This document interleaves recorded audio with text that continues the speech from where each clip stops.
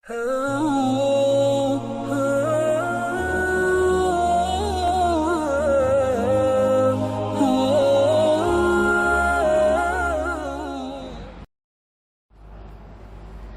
علیکم ورحمۃ اللہ وبرکاتہ۔ اعوذ باللہ من الشیطان الرجیم، بسم اللہ الرحمن الرحیم۔ اللہم ارنا الاشیاء کما ہی، اے اللہ ہمیں چیزیں ویسی دکھائیے جیسی کہ وہ ہیں۔ اللہم ارنا الحق حقا وارزقنا اتباعہ وارنا الباطل باطلا وارزقنا اجتنابہ۔ اے اللہ ہمیں سچ کو سچ دکھائیے اور اس کی پیروی کرنے کی توفیق عطا فرمائیے، اور اے اللہ ہمیں باطل کو باطل دکھائیے اور اس سے بچنے کی توفیق عطا فرمائیے۔ اللہم انفعنا بما علمتنا وعلمنا ما ینفعنا وزدنا علما۔ اے اللہ ہمیں فائدہ پہنچائیں اس علم سے جو ہم حاصل کریں، اور ہمیں وہ علم سکھائیے جس سے ہمیں فائدہ ہو، اور ہمیں علم میں بڑھائیں، آمین یا رب العالمین۔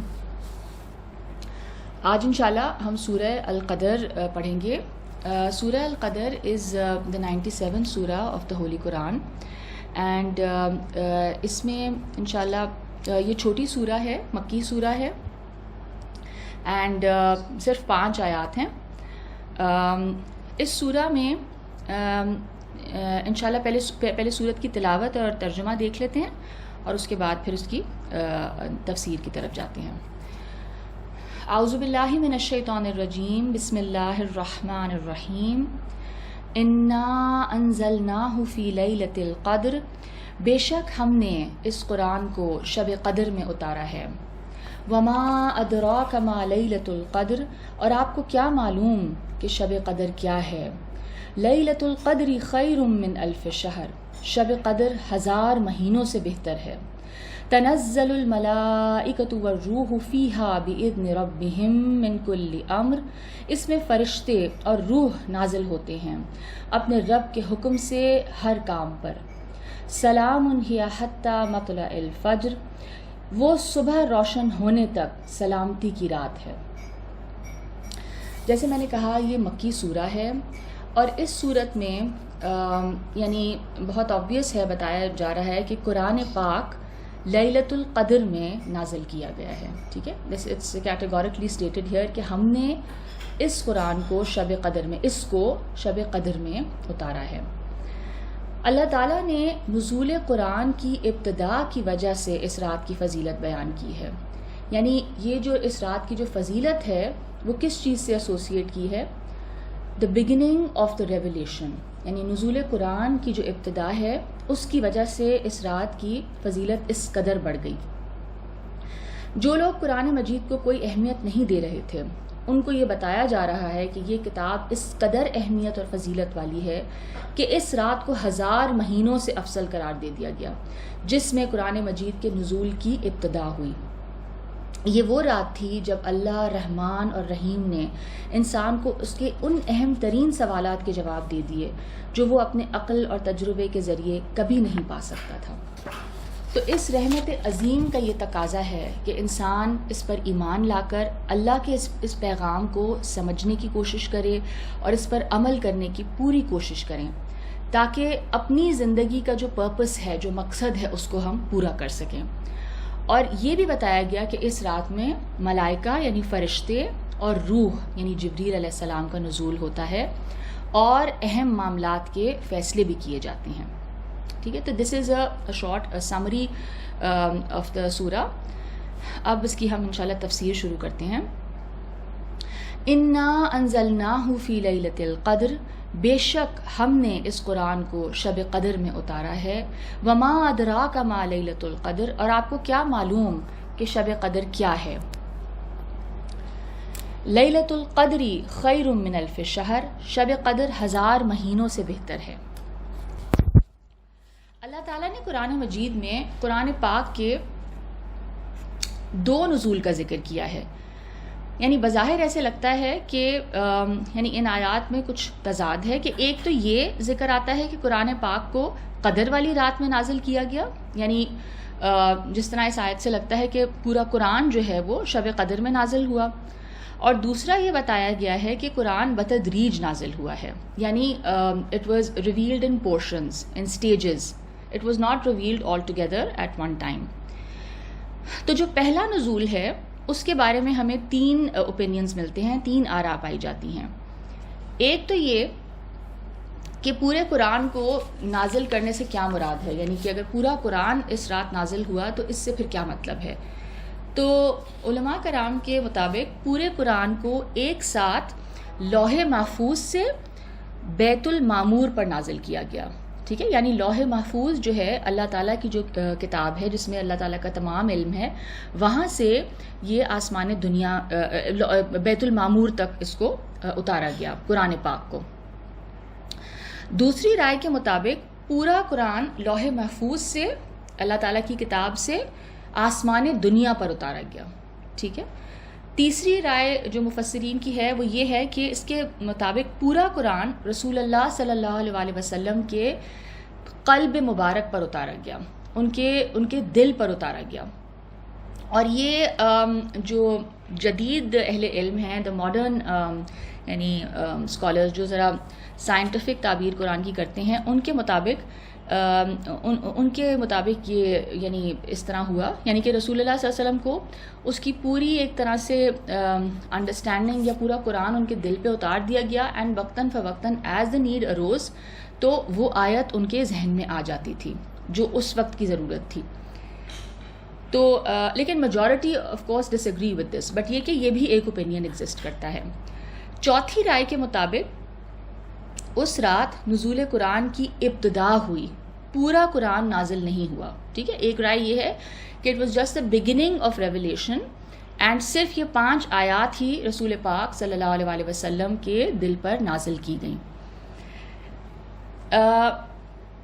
ناٹ یہ 5 آیات، سورہ الگ کی آیات. ٹھیک ہے. تو یہ آیات تو اس کے بارے میں بتا رہی ہیں کہ نزول شروع ہوا. ٹھیک ہے. اچھا، اب کچھ آیات ایسی دیکھ لیتے ہیں کہ جو کہ قرآن کے تدریجی نزول سے متعلق ہیں، یعنی کہ جن سے یہ ثابت ہوتا ہے یا ان سے بظاہر ایسا لگتا ہے کہ قرآن پاک سٹیجز میں نازل کیا گیا، قرآن پاک بتدریج نازل ہوا. ٹھیک ہے، پورشنز میں نازل ہوا. سورۃ الفرقان کی آیت نمبر 32، آیت نمبر 32، وَقَالَ الَّذِينَ كَفَرُوا لَوْلَا نُزِّلَ عَلَيْهِ الْقُرْآنَ جُمْلَةً وَاحِدَةً كَذَلِكَ لِنُثَبِّتَ بِهِ فُؤَادَكَ وَرَتَّلْنَاهُ تَرْتِيلًا. اور کافر کہتے ہیں کہ اس پر یک بارگی قرآن کیوں نازل نہیں کیا گیا، ایک ہی دفعہ کیوں نہیں نازل کر دیا گیا. اس طرح اتارا گیا ہے تاکہ ہم اس سے تیرے دل کو اطمینان دیں، اور ہم نے اسے ٹھہر ٹھہر کر پڑھ سنایا. یعنی کافروں کا ایک آبجیکشن یہ تھا، کفار کا، کہ یہ قرآن ایک ہی دفعہ کیوں نہیں نازل ہو جاتا ہر دفعہ. یعنی تم رسول پاک صلی اللہ علیہ وسلم کو کہتے تھے کہ ہر دفعہ آپ کچھ اور آیات لے کے آ جاتے ہیں کہ اب اللہ تعالیٰ نے یہ آیات نازل فرمائی ہیں. تو اس کا جواب دیا جا رہا ہے کہ اس کو اتارا، اس لیے اس کو سٹیجز میں اتارا گیا تاکہ اس سے رسول پاک صلی اللہ علیہ وسلم کے دل کو اطمینان دیں. ان کی کاؤنسلنگ کی جاتی تھی، ان کو تسلی دی جاتی تھی اللہ کی طرف سے، اور ساتھ ہی ساتھ اس کو ٹھہر ٹھہر کر پڑھ سنایا. ٹھیک ہے. جیسے جیسے ضرورت پیش آتی رہی اللہ پاک کی طرف سے وحی کا نزول ہوتا رہا. اور آپ سب کو پتہ ہے کہ یعنی بہت سے ایسے مقامات ہیں قرآن کے، بہت سی ایسی آیات ہیں، صورتیں ہیں جن کا کچھ شان نزول ہمیں ملتا ہے. ہسٹری سے ہمیں احادیث سے پتہ چلتا ہے کہ کوئی ایسی سچویشن ڈیولپ ہوتی تھی جس میں کہ انسانوں کو پھر رہنمائی کی ضرورت پڑتی تھی، اور اللہ تعالیٰ کی طرف سے وحی کا نزول ہو جاتا تھا اور کلیئر کٹ انسٹرکشنز آ جاتی تھیں، اور پھر کنفیوژن بھی اس سے دور ہو جاتی تھی.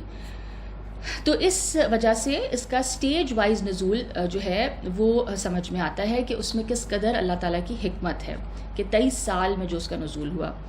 اسی طرح سورہ الاسراء کی آیت نمبر 106 وَقُرْآنًا فَرَقْنَاهُ لِتَقْرَأَهُ عَلَى النَّاسِ عَلَى مُكْثٍ وَنَزَّلْنَاهُ تَنزِيلًا. اور ہم نے قرآن کو تھوڑا تھوڑا کر کے اتارا تاکہ تو مہلت کے ساتھ اسے لوگوں کو پڑھ سنائے، اور ہم نے اسے آہستہ آہستہ اتارا ہے. ٹھیک ہے. اگین اس میں اللہ تعالیٰ کی حکمت نظر آتی ہے کہ اس کو سٹیجز میں اور اس کو بتدریج آہستہ آہستہ پورشن بائی پورشن کیوں نازل کیا گیا. اب وہ آیات دیکھ لیتے ہیں جن سے قرآن کا یک بارگی نزول ثابت ہوتا ہے، جن سے کہ بظاہر ایسا لگتا ہے کہ قرآن پاک ایک ہی دفعہ میں نازل ہو گیا. سورہ البقرہ کی آیت نمبر 185 کا میں ایک پورشن پڑھ رہی ہوں.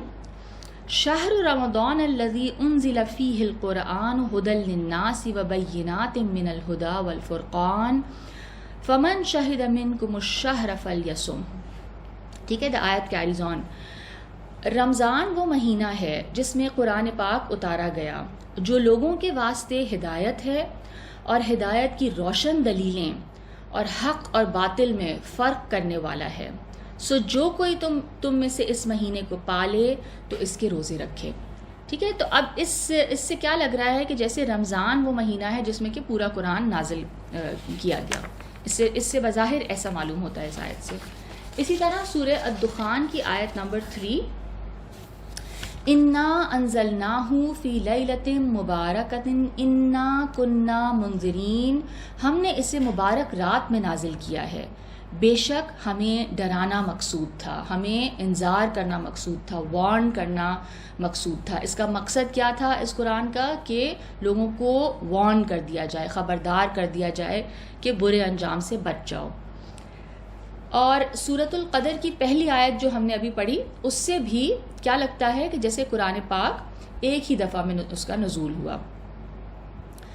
اب اہل تفسیر نے یعنی اب I hope that this is clear now to you کہ یعنی ان آیات کے بھی ہم نے پڑھ لیے آرا کہ جن سے کہ یک بارگی نزول ثابت ہوتا ہے، اس کے حوالے سے بھی میں نے آپ کو اوپینینز بتا دیے. ٹھیک ہے، تو یعنی ٹو سم اٹ اپ بظاہر یہی سمجھ میں آتا ہے کہ قرآن پاک آبویسلی سٹیجز میں ہی نازل ہوا اور 23 سال کے عرصے میں قرآن پاک کی ریولیوشن مکمل ہوئی. اچھا، اب جو لفظ قدر ہے اس کے حوالے سے دیکھ لیتے ہیں کہ جو یہ ہم نے پڑھا نا، انا انزلناہ فی لیلۃ القدر، قدر والی رات.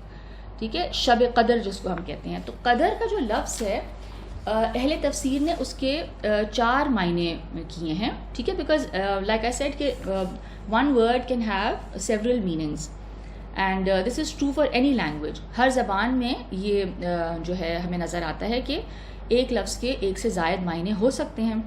تو قدر کا جو لفظ ہے، ایک اس کا معنی کیا گیا فیصلہ یا تقدیر. ٹھیک ہے، ڈیسیجن یا ڈیسٹنی. اسی طرح جو دوسرا معنی ہے وہ ہے شرف اور منزلت، یعنی آنر والی رات. ٹھیک ہے، بہت زیادہ عزت اور عظمت والی رات. تھرڈ اس کا میننگ کیا گیا ہے قدر کا یعنی ویلیوز. ٹھیک ہے، جو آپ کی اقدار ہوتی ہیں نا انسان کی، جو جیسے ہم مورل ویلیوز کہتے ہیں. تو ایک میننگ اس کا یہ کیا گیا کہ یہ وہ رات تھی جب اقدار ملی انسانیت کو، مورل ویلیوز ملی، یونیورسل یعنی ایک values to live by. The fourth meaning is قدر کا جو کیا گیا ہے وہ ہے تنگ، یعنی کہ تنگ پڑ جانا، کم پڑ جانا. ٹھیک ہے.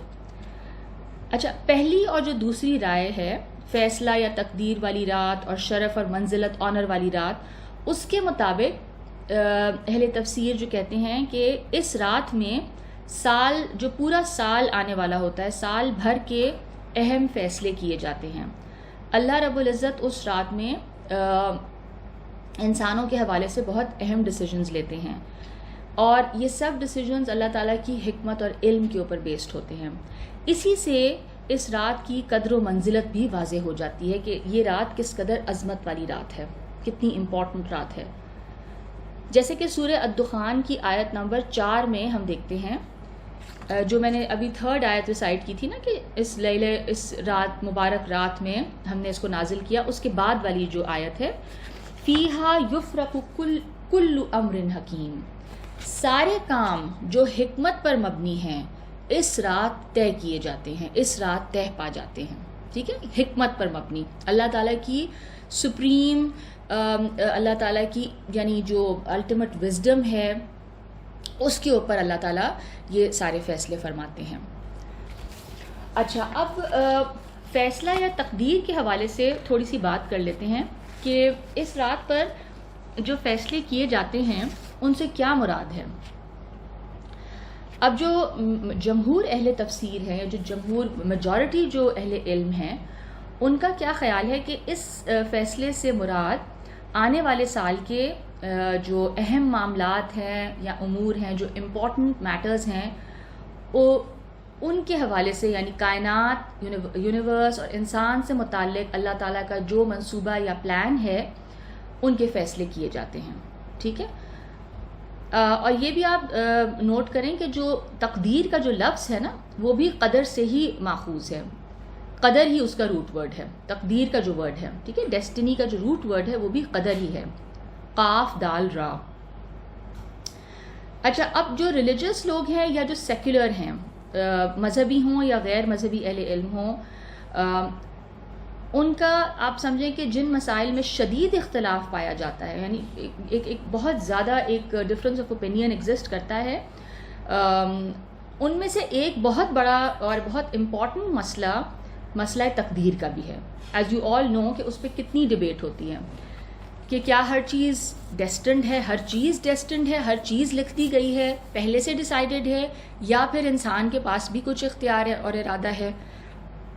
تو اس حوالے سے بہت زیادہ ہمیں ڈبیٹس نظر آتی ہیں، اور دونوں یعنی جو فریقین ہیں یا دونوں پارٹیز کے پاس ان کے ایویڈنس ہے اور ان کے دلائل ایگزسٹ کرتے ہیں.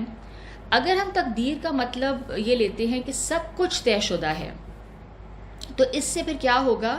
اس سے جبر کا عقیدہ لازم آتا ہے، یعنی پھر ڈٹرمنڈ لگتا ہے کہ ہر چیز ڈٹرمنڈ ہے، and it's as if everything is pre determined.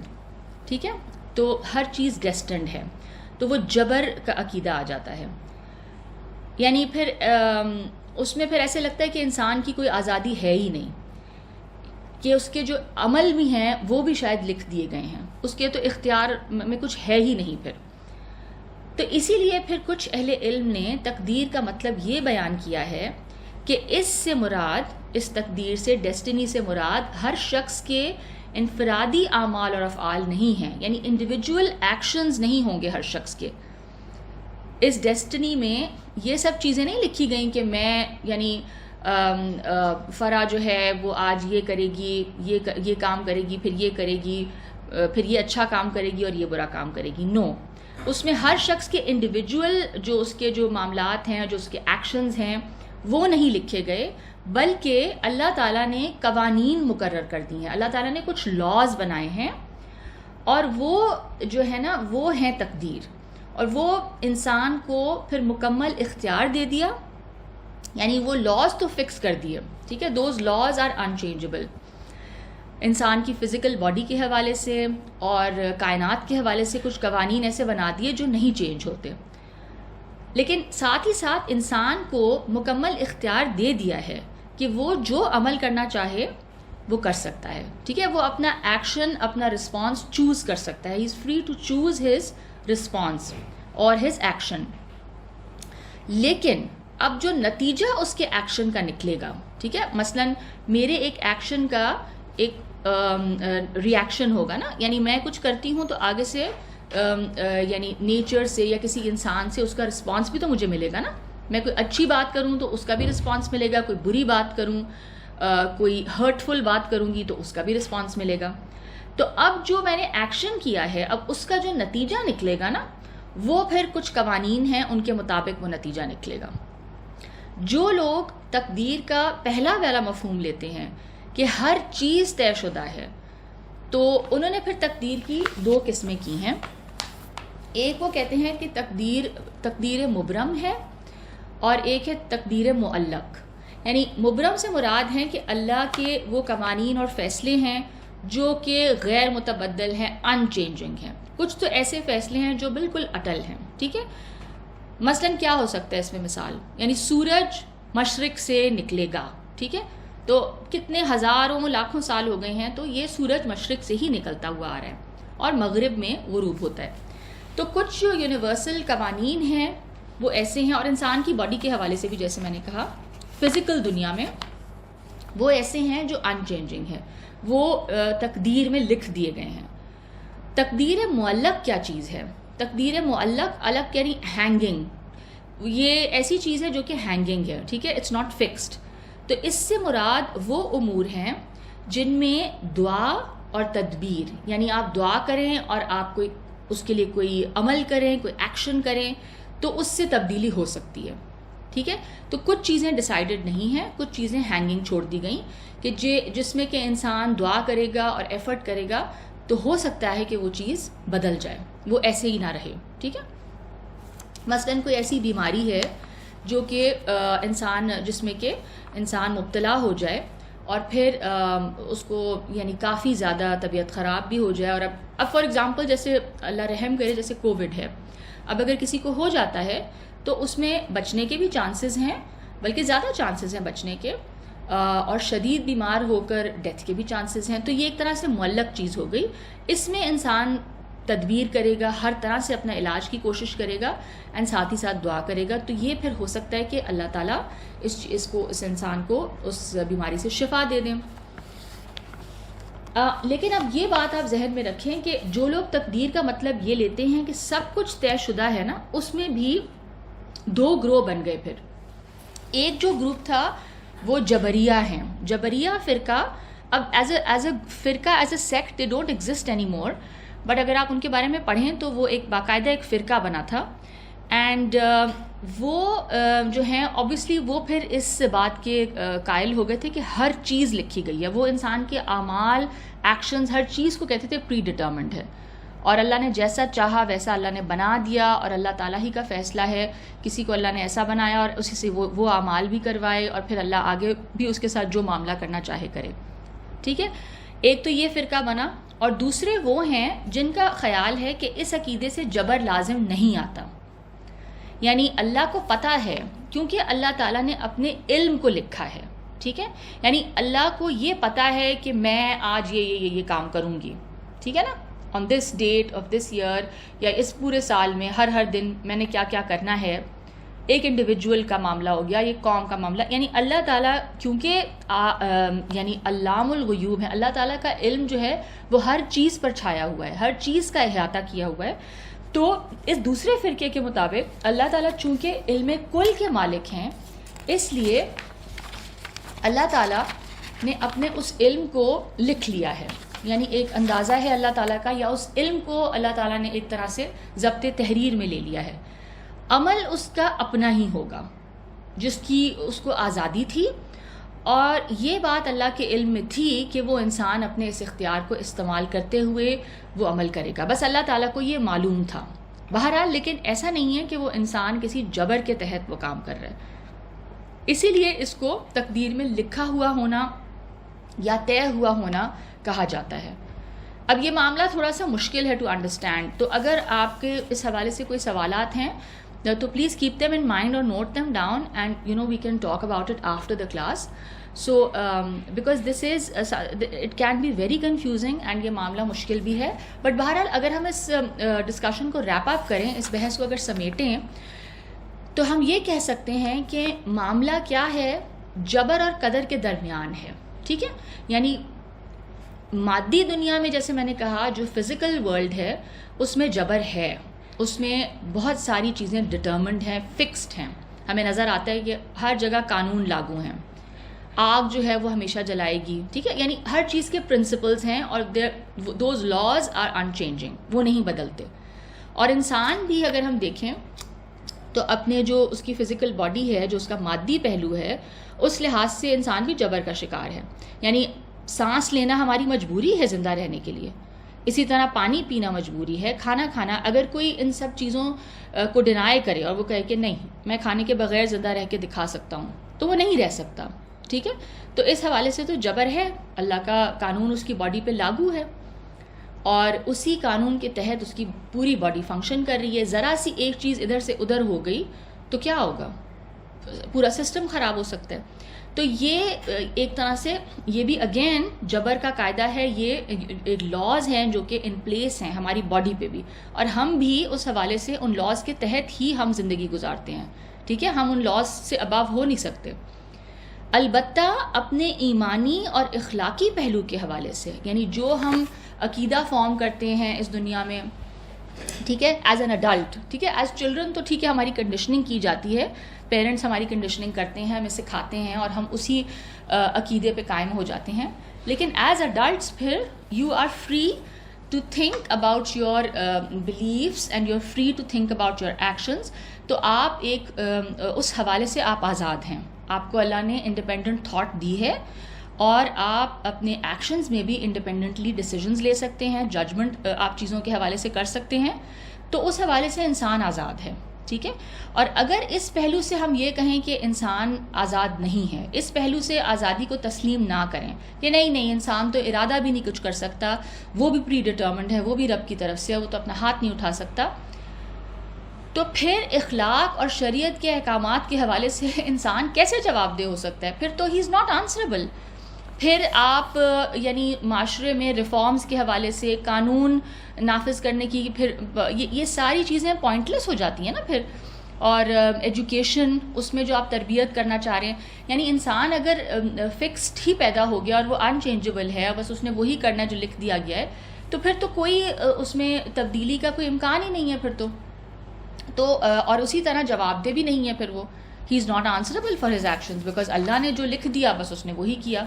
تو اس لحاظ سے اگر ہم اس کو سم اپ کریں تو معاملہ کچھ چیزیں ہمیں نظر آتا ہے کہ فکسڈ ہیں, اور مثلاً کہ میں کہاں پیدا ہو رہی ہوں, the colour of my skin, ٹھیک ہے, اینڈ بہت ساری چیزیں جو میرے جینیٹک کوڈ میں لکھ دی گئی ہیں وہ ڈٹرمنڈ ہیں, وہ فکسڈ ہیں, ان کو میں نہیں بدل سکتی, ٹھیک ہے. لیکن جیسے میں نے کہا, as far as my thoughts go, as far as my decisions and بہت سی چیزوں میں میری آزادی ہے, اور وہ دیٹ از دا ایریا جہاں پہ اللہ تعالیٰ نے ہمیں اکاؤنٹیبل ٹھہرایا ہے. وہی بس وہ ایریا ہے. مجھ سے یہ نہیں پوچھا جائے گا کہ میری کیا کہتے ہیں, میں نے یعنی میرا رنگ ایسا کیوں ہے, یا میں جو ہے نا میرا جسم موٹا کیوں ہے, یا مجھے اگر کوئی بیماری ہے تو یہ نہیں پوچھا جائے گا یہ بیماری کیوں تمہیں لگ گئی.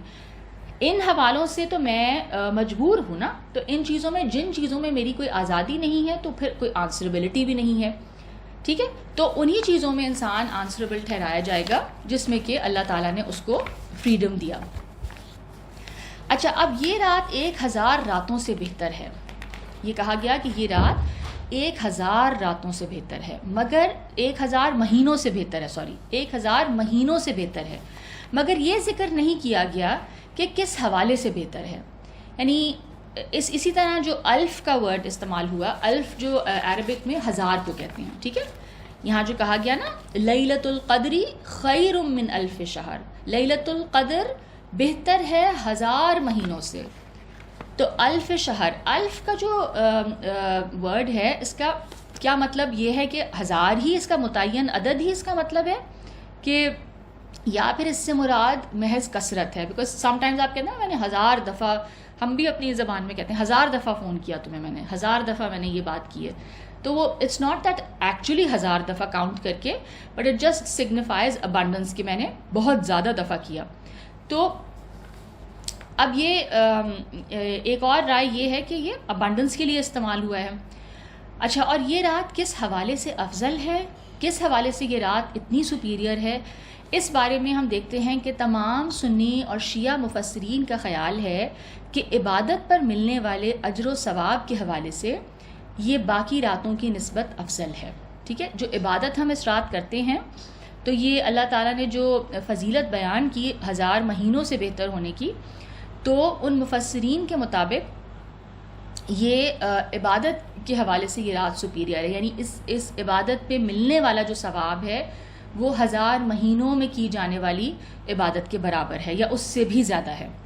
جیسے ہم دیکھتے ہیں کہ اسلام میں اور بہت سے اعمال کے لیے یہ کہا گیا کہ اگر وہ مخصوص دنوں پر کیے جائیں, مخصوص اوقات یا مخصوص مقامات پر ادا کیے جائیں تو ان کا اجر اور فضیلت بڑھ جاتی ہے, ٹھیک ہے نا. جیسے مثال کے طور پر مسجد حرام جو ہے یا مسجد نبوی میں جو پڑھی جانے والی نماز ہے اس کا اجر, ٹھیک ہے, compare to praying in an ordinary mosque, کسی عام مسجد میں پڑھی جانے والی نماز سے کمپیئر کریں تو کس قدر زیادہ ہے. 1,00,000 گنا کہا جاتا ہے مسجد حرام میں نماز جو پڑھی جائے اس کا اجر ہے. اور اسی طرح جماعت کے ساتھ پڑھی جانے والی نماز یا پھر رمضان میں کی جانے والی نیکیاں, ان کا اجر بڑھ جاتا ہے. ایک اور رائے یہ ہے جو کہ غلام احمد پرویز ہیں, ان کے مطابق نزول وحی والی رات، جس رات وحی کا نزول سٹارٹ ہوا، جس رات اس کی ابتدا ہوئی، وہ اتنی عظمت والی رات ہے کہ اس دور کے، یعنی وہ جو جہالت کا جو دور تھا، اس دور کے 1000 مہینوں سے بہتر ہے جب دنیا وحی سے محروم تھی. یعنی ہی از بیسکلی سینگ کہ ان کی رائے کے مطابق جو ہے قدر سے پھر مراد کیا ہے، جو ہم نے پڑھا تھا نا ویلیوز، یعنی اس رات جس کو لیلۃ القدر جو کہا گیا، وہ لیلۃ القدر اس لیے کہا گیا کہ اس رات میں دنیا کو وحی کے ذریعے پرماننٹ ویلیوز ملی، ریالٹی کے بارے میں نالج ملی، صحیح عقائد ملے، اخلاقی ویلیوز ملیں جو کہ خدا کی طرف سے تھیں. تو وہ اتنی عظمت والی رات ہے کہ وہ جو جہالت کا جو اتنا لمبا دور جو گزرا، یہ ایک رات اس پورے دور کے اوپر بھاری ہے. پرویز صاحب لکھتے ہیں کہ اس ایک رات پر اس زمانے کے سینکڑوں ہزاروں مہینے قربان کیے جا سکتے ہیں جن میں دنیا وحی کی روشنی سے محروم تھی. دور جاہلیت کے سینکڑوں مہینے اس ایک رات پر نچھاور کیے جا سکتے ہیں.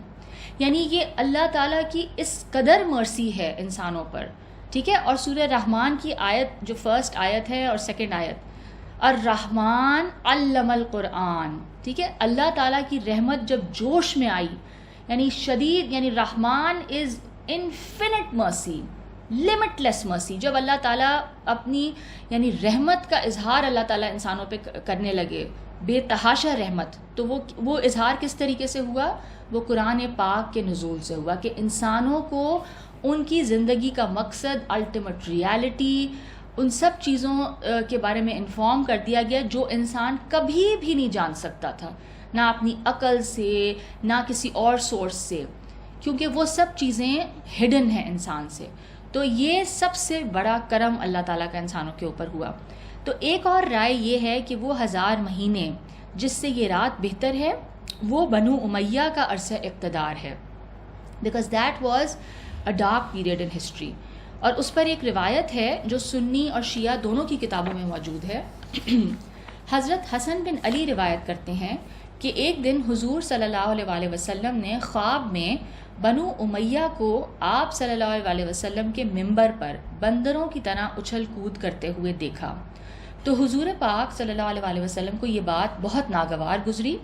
اس موقع پر یہ آیات نازل ہوئیں، ٹھیک ہے. یعنی ان کا دور اس قدر یعنی خراب تھا کہ یہ ایک طرف سے اس کی طرف اشارہ ہے کہ لیکن محققین جو ریسرچرز ہیں اہل سنت کے، ان کے نزدیک یہ روایت صحیح نہیں ہے. البتہ کچھ سنی علماء کے نزدیک یہ روایت صحیح ہے، ٹھیک ہے. تو ایک یہ بھی اس کا اوپینین اس آیت کے بارے میں ایگزسٹ کرتا ہے. اچھا، بٹ میجورٹی جو اہل علم ہیں، جمہور اہل علم کے نزدیک نزول قرآن کی وجہ سے یہ رات ہر لحاظ سے 1000 مہینوں سے بہتر ہے، ٹھیک ہے. اس رات کی امپورٹنس، جیسے میں نے کہا، اس کی عظمت، اس کی جو فضیلت ہے، وہ کس وجہ سے ہے کہ قرآن پاک کا نزول شروع ہوا، یعنی وحی کا جو نزول شروع ہوا. اس بہتری سے متعلق ہم دیکھتے ہیں امین احسن اصلاحی صاحب لکھتے ہیں، another very great scholar، جس طرح اس مادی دنیا میں فصلوں، موسموں اور اوقات کا اعتبار ہے، ٹھیک ہے نا. یعنی ایک ٹائم پیریڈ آتا ہے جب کسی فصل کو لگانا ہوتا ہے اور وہی رائٹ ٹائم ہوتا ہے، یعنی اس اناج کے لیے یا اس پھل کو پلانٹ کرنے کے لیے، اس کی پلانٹیشن کا ٹائم ہوتا ہے وہ. اور اگر وہ ٹائم مس ہو جائے تو پھر کیا ہوگا؟ وہ صحیح طریقے سے پھلے پھولے گا نہیں، ٹھیک ہے. اسی طرح اس کی کاشت کا بھی ایک پرٹیکولر ٹائم ہوتا ہے جب اس کو ہارویسٹ کرنا ہوتا ہے. تو جس طرح فصلوں، موسموں اور اوقات کا ہم اعتبار کرتے ہیں اس دنیا میں، اسی طرح روحانی عالم میں، اسپریچول ورلڈ میں بھی ان کا اعتبار ہے. جس طرح خاص چیزوں کے بونے کے لیے خاص موسم اور خاص اوقات اور ایام، ڈیز اور ٹائم اللہ نے مقرر کیے ہوئے ہیں. اگر ان اوقات اور ایام میں وہ کام کیے جاتے ہیں تو پھر وہ ڈیزائرڈ ریزلٹس یا وہ مطلوبہ نتائج پیدا کرتے ہیں. اور اگر وہ ایام اور اوقات ہم اگنور کر دیں، نظر انداز ہو جائیں، تو دوسرے ایام اور اوقات کی زیادہ سے زیادہ مقدار بھی ان کی صحیح قائم مقامی نہیں کر سکتی. یعنی آپ اس ٹائم پہ اگر اس چیز کو اس ایکشن کو نہ کریں تو پھر بعد میں آپ جتنا مرضی آپ یعنی زیادہ سے زیادہ بھی پلانٹ کر لیں, زیادہ سے زیادہ بھی وہ کام کر لیں, وہ اس کا آلٹرنیٹو نہیں بنے گا. ٹھیک ہے, تو اس حوالے سے ہم اچھا, اور ایک اور رائے ہے مولانا مودودی صاحب کی, یہ بھی دیکھ لیتے ہیں. اور 1000 مہینوں سے مراد بھی گنے ہوئے 83 سال 4 مہینے نہیں, بلکہ اہل عرب کا قاعدہ تھا کہ بڑی کثیر تعداد کا تصور دینے کے لیے وہ 1000 کا لفظ بولتے تھے. جیسے میں نے کہا نا کہ ہم بھی لینگویج میں کئی دفعہ کہتے ہیں نا 10 مرتبہ کیا, 1000 دفعہ کیا, تو اہل عرب کا بھی یہ ایک طریقہ تھا ان کی لینگویج میں کہ کثیر تعداد, زیادہ نمبرز کو سگنیفائی کرنے کے لیے وہ 1000 کا لفظ بولتے تھے. اسی لیے آیت کا مطلب یہ ہے, یہ مولانا مودودی کو میں کوٹ کر رہی ہوں, کہ اس ایک رات میں خیر اور بھلائی کا اتنا بڑا کام ہوا ہے کہ کبھی انسانی تاریخ کے کسی طویل زمانے میں بھی ایسا کام نہیں ہوا تھا. ٹھیک ہے, تو ٹو سم اٹ اپ, یہ جو رات کی فضیلت ہے, اگر ہم اس کو اوورال اگر ہم دیکھیں ساری آراء کو سامنے رکھ کر, تو قرآن پاک کا جو نزول ہے وہی اس رات کی فضیلت کا سبب ہے. اور قرآن پاک جیسے میں نے کہا انسان کے ان سوالات کا جواب دیتا ہے جو انسان اپنی یعنی کس قدر کوشش اور اپنی جس قدر میں نے کہا نا کہ اپنی عقل کو لڑائے, وہ ان سوالات کے جواب نہیں پا سکتا تھا, بیکاز دیٹ از آل ان سین. اس دنیا کی جو ان سین الٹیمیٹ ریالٹی ہے اس کو ہم نہیں جان سکتے تھے جب تک کہ خدا ہمیں خود ہی بتاتا اس کے بارے میں. اور یہ خدا کی سب سے بڑی رحمت ہے انسانوں پر کہ اس نے انسانوں کو اپنی الٹیمیٹ ریالٹی کے حوالے سے, اپنی اس زندگی کی حقیقت کے حوالے سے ہر چیز سے آگاہ کر دیا وحی کے ذریعے. اور اس حوالے سے ایک اور آیت دیکھ لیتے ہیں.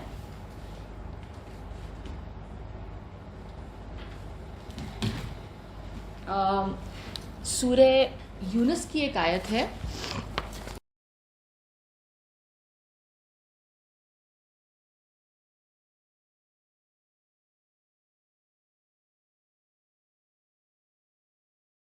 یونس کی آیت 57 اینڈ 58.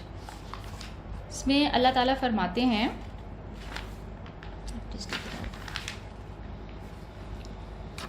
یا ایھا الناس قد جاءتکم موعظۃ من ربکم وشفاء لما فی الصدور وہدی ورحمۃ للمؤمنین. لوگو, تمہارے پاس تمہارے پروردگار کی طرف سے نصیحت اور دلوں کی بیماریوں کی شفا اور مومنوں کے لیے ہدایت اور رحمت آ پہنچی ہے. قل بفضل اللہ وبرحمتہ فبذلک فلیفرحوا ھو خیر مما یجمعون.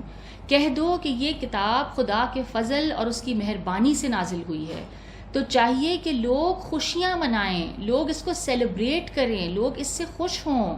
یہ اس سے کہیں بہتر ہے جو وہ جمع کرتے ہیں. یہ ہدایت کا مل جانا اتنی بڑی نعمت ہے کہ اللہ تعالیٰ کہہ رہے ہیں سیلیبریٹ کرو, خوش ہو جاؤ. فلیفرحوا, ٹھیک ہے, تو یہ سب سے بڑی نعمت کے طور پہ اس کو بیان کیا گیا. تنزل الملائکۃ والروح فیہا باذن ربہم من کل امر. اس میں فرشتے اور روح نازل ہوتے ہیں اپنے رب کے حکم سے ہر کام پر. ملائکہ کا جو ایک عام معروف, یعنی ملائکہ سے آپ سمجھتے ہیں نا فرشتے, ان کا ایک عام جو ایک نون تصور ہے, جو ایک پاپولر ایک تصور ہے, وہ کیا ہے کہ وہ خارج میں ایک مخلوق ہے جو کہ موجود ہے. اور ایسی مخلوق کا تصور ہم دیکھتے ہیں کہ دنیا کے ہر مذہب میں ہے. اور جو رینیسانس کا جو پیریڈ ہے, یعنی بیفور سائنسزم, جو سائنس کا غلبہ ہوا اس سے پہلے کا جو پیریڈ ہے, اس میں ہم دیکھتے ہیں کہ یورپین تہذیبوں میں بھی, یورپی تہذیب جو یورپین سویلائزیشنز میں بھی یہ اینجلز کا جو کانسیپٹ ہے ان کے ریلیجن میں بھی پایا جاتا تھا. البتہ اس حوالے سے ہوا یہ کہ انسان تھوڑا سا افراط اور تفرید کا شکار تھا. یعنی کچھ کے عقائد تو یہ ہو گئے کہ انہوں نے اللہ تعالیٰ کی الوہیت میں ہی ان کو شریک کر لیا کہ یہ اللہ کی بیٹیاں ہیں, یہ ملائکہ, جیسے مشرکین مکہ کرتے تھے. ان کا درجہ اس قدر بڑھا دیا کہ ان کو اللہ کے ساتھ باقاعدہ پارٹنرز بنا لیے. ٹھیک ہے. تو ایک طرح سے جو صحیح عقیدہ تھا ان فرشتوں کے حوالے سے وہ مذاہب میں نہیں پایا جاتا تھا. کوئی ڈفرینٹ اوپینینز ایگزسٹ کرتے تھے, but they were all sort of extreme views. Quran Majeed نے ملائکہ سے متعلق افراط و تفرید کی راہ سے ہٹ کر اس کا حقیقی اور صحیح تصور دیا. یعنی اس کا جو صحیح, جو بالکل ٹرو جو اس کا کانسیپٹ ہے ملائکہ کے حوالے سے, کہ ملائکہ کیا ہیں, کیسی مخلوق ہیں, اور کیا پاورز ہیں ان کی, اور ان کا کیا مقام ہے, اس حوالے سے قرآن پاک نے بہت کلیئرلی ہمیں بتا دیا کہ وہ اللہ تعالیٰ کے بنائی ہوئی ایک مخلوق ہے, اور وہ اللہ تعالیٰ کی اوبیڈینس میں ہے, اور وہ اللہ کے کام بجا لاتے ہیں. ٹھیک ہے. اور وہ اللہ کو ڈس اوبے کر ہی نہیں سکتے. اب لیکن ہم یہ دیکھتے ہیں کہ جن لوگوں نے ریلیجن کی تعبیر اور تشریح کے لیے سائنسی اور فلسفیانہ منہج اختیار کیا, یعنی انہوں نے سائنٹیفک میتھڈالوجی اڈاپٹ کی, because science was so big at that time, کہ science was sort of let's say کہ became like almost like God. ٹھیک ہے. the scientists were claiming that they have found out everything, اور religion کو انہوں نے کیا قرار دیا کہ یہ تو بس ایسی myths ہیں اور کہانیاں ہیں, اور اس میں کوئی سچائی نہیں ہے. تو اس دباؤ میں آ کے پھر جو تعبیرات لکھی گئیں قرآن پاک کی اس زمانے میں, کیونکہ سائنس کا اتنا غلبہ تھا کہ لوگ اس سے متاثر ہو کے ریلیجن کو چھوڑ رہے تھے. ٹھیک ہے. تو یعنی اس کی وجہ سے خدا کا انکار ہو رہا تھا. تو جو پھر اس زمانے میں جو تشریحات یا جو تفسیریں قرآن پاک کی لکھی گئیں, اس میں پھر کچھ علماء نے ایک طرح سے سائنٹیفک میتھڈالوجی اڈاپٹ کی ٹو ایکسپلین قرآنک کانسیپٹس. تو انہوں نے پھر اس کے لیے اس قسم کی کسی مخلوق کو یعنی ماننا مشکل تھا پھر, ان دیٹ سینس کہ وہ ایک پروں والی مخلوق ہے. ٹھیک ہے. تو وہ پھر اس کی ایسی انہوں نے تعبیر کی جس سے مذہب اور سائنس میں یا مذہب اور فلسفے میں کوئی ٹکراؤ نہ ہو. what they try to do is کہ دونوں سائنٹیفک جو اپروچ ہے اس میں بھی اور جو ریلیجس انڈرسٹینڈنگ ہے ان دونوں میں کوئی ٹکراؤ نہ ہو. تو انہوں نے کیسی انڈرسٹینڈنگ لی؟ پرویز صاحب اس حوالے سے لکھتے ہیں کہ ملائکہ کا مطلب ہے فورسز آف نیچر. ٹھیک ہے. تو جب انہوں نے اس طرح سے اس کو پریزنٹ کیا تو وہ پھر سائنس یعنی جو سائنسزم کے قائل تھے یا جو سائنٹیفک اپروچ کے لوگ تھے ان کے لیے بھی اس چیز کو قبول کرنا تھوڑا سا آسان ہو گیا کہ ٹھیک ہے فورسز آف نیچر تو ہیں. تو انہوں نے یہ کہا کہ یہ ملائکہ کا مطلب فورسز آف نیچر ہیں. یہ بارش جو ہے یہ بھی یعنی ایک طرح سے it's a force of nature اور یہ خدا کے تابع ہے. ٹھیک ہے. تو انہوں نے اس طریقے سے اس کو لیا. اس آیت میں ایک اور لفظ استعمال ہوا ہے جو کہ لفظ روح ہے. اس سے متعلق ہم دیکھتے ہیں کہ اہل تفسیر کی مختلف آراء ہیں. ٹھیک ہے. اس حوالے سے ہم کیا دیکھتے ہیں کہ جو اہل تفسیر ہیں وہ کسی نے اس جمہور لیکن میجورٹی کے نزدیک اس سے جبریل علیہ السلام ہی مراد ہیں. اس رات میں فرشتے اور جبریل علیہ السلام زمین پر اترتے ہیں خدائی فیصلوں کو لے کر. اور یہ وہی بات ہے کہ سورہ دخان کی آیت نمبر 4 میں جو ہم نے کہی گئی تھی کہ اس رات ہر محکم معاملے کا فیصلہ کیا جاتا ہے. یعنی اللہ تعالیٰ اپنی وزڈم کے تحت بہت سارے تمام معاملات کے فیصلے کرتے ہیں. یہاں پر من کل امر میں لفظ من سے کیا مراد ہے کہ یہ لفظ لام کے معنی میں بھی ہو سکتا ہے. من بمعنی لام یعنی لکل امرن ہر معاملے کے لیے وہ اترتے ہیں. ہر معاملے کے لیے یعنی کہ وہ اترتے ہیں ہر طرح کی خیر اور برکت کے امور کے لیے. ٹھیک ہے.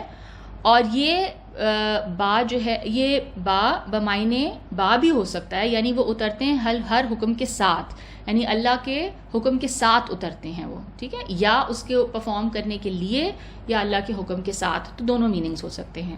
سلام ہی حتی مطلع الفجر وہ صبح روشن ہونے تک سلامتی کی رات ہے. یہ پوری رات سلامتی والی رات ہے. طلوع فجر تک سلامتی ہی سلامتی ہے. یعنی اس قدر ملائکہ آ جاتے ہیں زمین پر, اس قدر فرشتے ہیں تو ظاہر سی بات ہے کہ خیر ہی خیر ہے. اور اللہ تعالیٰ جو انسان کے حق میں سب سے زیادہ رحمان رحیم اللہ تعالیٰ جو ہمارے مالک اور خالق ہیں، تو وہ ہماری زندگی کے حوالے سے بھی جو فیصلے ہوں گے وہ اللہ کی سپریم وزڈم پر بیس کریں گے. یعنی اس انسان کی زندگی میں کیا کیا واقعات یا کیا چیزیں اس کے لیے ضروری ہیں، اس کی گروتھ، اس کی اسپرچول گروتھ اور ڈیولپمنٹ کے لیے، اور یعنی ہر حوالے سے. تو آپ یہ دیکھیں کہ ہمیں آبویسلی بیکاز ہم شارٹ سائٹڈ ہیں تو ہمیں تو وہ چیزیں اس طرح سے سمجھ نہیں آئیں گی، لیکن ہمیں تو لگے گا بظاہر یہ سال فار ایگزامپل بہت برا گزرا، لیکن اللہ تعالیٰ اپنی یعنی انفینٹ وزڈم اور علم کے تحت وہی جانتے ہیں کہ انسان کے حق میں کیا بہتر ہے، اور وہ اس حوالے سے پھر ہمیں ہماری زندگی کے فیصلے کیے جاتے ہیں. ٹھیک ہے، تو ہر چیز میں خیر ہی خیر ہے، یعنی وہ جو بھی فیصلے ہوتے ہیں ہمارے حق میں اللہ کی طرف سے وہ خیر پر بیسڈ ہیں. اب ہمارا رسپانس اور ریاکشن جو ہے پھر وہ اگر اپروپریٹ ہوگا تو ہم ہر معاملے میں سے ہم خیر لے کر نکلیں گے. یعنی ایک آزمائش سے بھی اگر ایک مومن گزرے گا تو وہ اس سے بہتر ہو کے نکلے گا، وہ پیوریفائی ہو کے نکلے گا. لیکن اگر ایک شخص جو ہے وہ اللہ سے بدظن ہے، ٹھیک ہے، اور اس کو صحیح علم بھی نہیں ہے اس حوالے سے، تو وہ پھر کیا سوچے گا؟ وہ ڈپریشن کا شکار ہوگا، اور وہ یہی بے چارگی کا شکار ہوگا، ایک وکٹم مینٹالٹی ہوگی. ٹھیک ہے، تو یہ سب چیزیں اللہ تعالیٰ کی حکمت پر بیس کرتی ہیں. اچھا، یہاں پہ سورہ قدر ہماری مکمل ہو گئی ہے. اب پچھلی کلاس میں ایک ہماری بات ہوئی تھی علم کے حوالے سے، یعنی جو وحی کی نالج ہے، اور پھر ہم نے اس پہ بات کی کہ انسان کی جو دنیاوی جو تعلیم ہے اس حوالے سے ہم نے تھوڑی سی بات کی تھی. آئی تھنک وہ بات تھوڑی نامکمل رہ گئی تھی، and I had a few points in mind that I like to share with you, and پھر آپ لوگ بھی ذرا سا کامنٹ کیجیے گا. تو اس حوالے سے میں سوچتی رہی پورا ہفتہ، and I was thinking that you know بہت اچھی بات شہیرہ نے پوائنٹ آؤٹ کی تھی، اور پھر آپ سب نے اس پہ بات بھی کی تھی کہ دنیاوی علم کس قدر ضروری ہے، اور دنیاوی علم انسان کی اشد ضرورت ہے. ٹھیک ہے نا، انسان جب اس دنیا میں آیا تھا تو ظاہر سی بات ہے کہ وہ اس دنیا کے قوانین سے واقف نہیں تھا. اگر آپ کیو مین کے بارے میں پڑھتے ہیں یا پری ہسٹورک مین، اور انسان کہاں سے کہاں پہنچ گیا، یہ ساری یعنی ترقی انسان نے اس دنیا کو کھوج کر، اس میں ڈسکوری کر کے، اس کے لاز کو ڈسکور کر کے، اور پھر انسان اب کہاں سے کہاں پہنچ گیا کہ چاند تک پہنچ گیا، اور اس میں بے حد انسانیت کو فائدہ بھی ہوا اس علم سے. لیکن the only thing that I wanted to say here was that دنیاوی علم بہت زیادہ بینیفیشل ہے، اور بلکہ امام غزالی نے تو ایک جگہ علم کی اقسام بھی کی ہیں، اور انہوں نے فرمایا ہے کہ کچھ علم تو اس قدر ضروری ہیں کہ وہ فرض عین ہو جاتے ہیں، یعنی بس فرض کفایہ ہو جاتے ہیں. مثلا اگر ایک سوسائٹی ہے، ایک علاقہ ہے، اس میں کوئی ڈاکٹر ہی نہیں ہے، تو پھر وہاں مطلب یہ کہ ایک ڈاکٹر کا ہونا ایک فریضے کے طور پہ ہو گیا کہ بھائی ایک ڈاکٹر اس جگہ پہ ہو جو لوگوں کا علاج کر سکے. اسی طرح انجینئرز ہیں، اس طرح بہت سارے شعبہ جات ہیں. ٹھیک ہے نا، اب کیونکہ وہ کام اس پرٹیکولر یعنی کوئی کرافٹس مین ہے تو وہ کرافٹ جو ہے وہ ہم سب کو تو نہیں آتی، یا پلمبنگ ہو گئی یا کوئی بھی اس طرح کا کام ہو گیا، تو اب وہ کام اس وقت ہماری اشد ضرورت ہو جاتا ہے. تو ہر طرح کا کام جو ہے، یہ دنیاوی کام سب جو ہے وہ ضروری ہیں دنیا کے نظام کو چلانے کے لیے.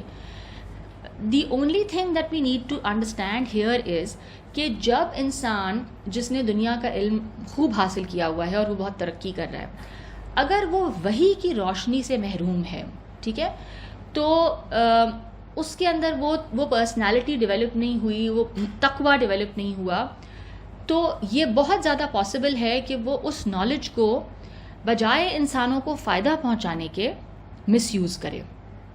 ضروری نہیں ہے، لیکن انسان بہرحال جو ہے وہ اس کے اندر شر بھی رکھا گیا ہے، شر کا پوٹینشیل بھی ہے اس کے اندر، اور اگر اس کو وہی گائیڈ نہ کرے تو ہمارے جو انسٹنکٹس ہیں اگر ہم ان کے تابع ہو جائیں، اور ہم یعنی پھر ہم اسفل سافلین میں بھی جا سکتے ہیں. ٹھیک ہے، یعنی ہم بدترین خلائق میں جا سکتے ہیں.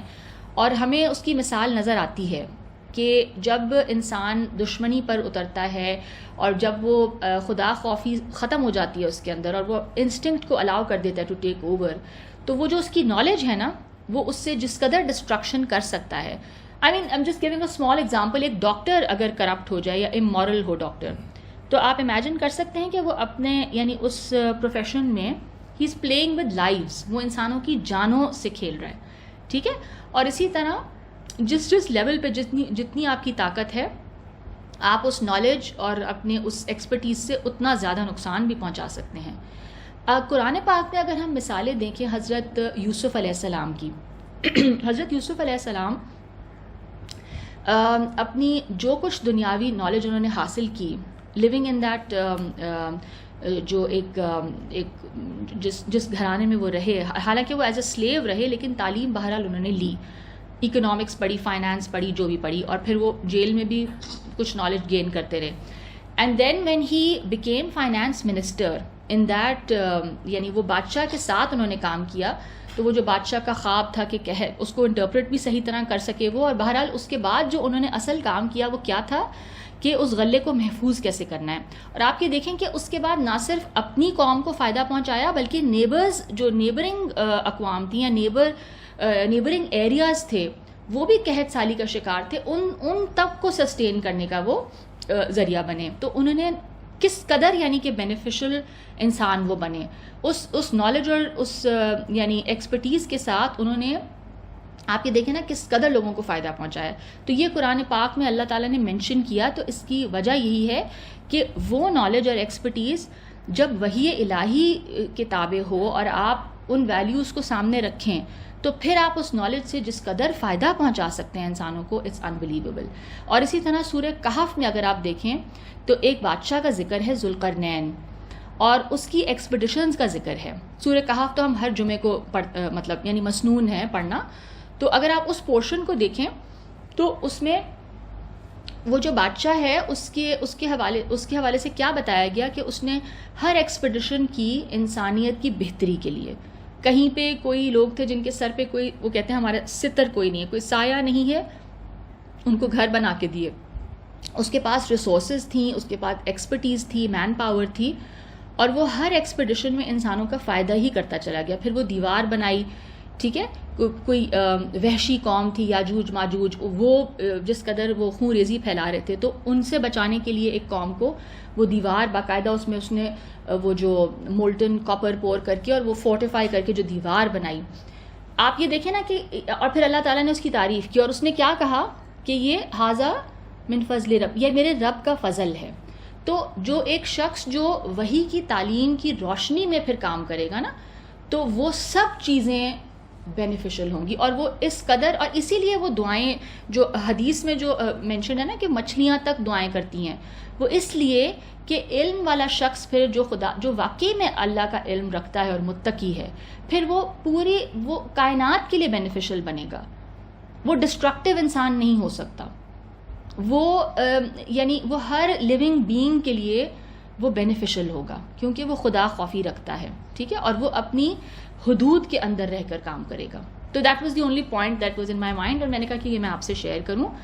ربنا تقبل منا انک انت السمیع العلیم وتب علینا انک انت التواب الرحیم. سبحانک اللہم وبحمدک نشہد ان لا الہ الا انت نستغفرک ونتوب الیک. آمین.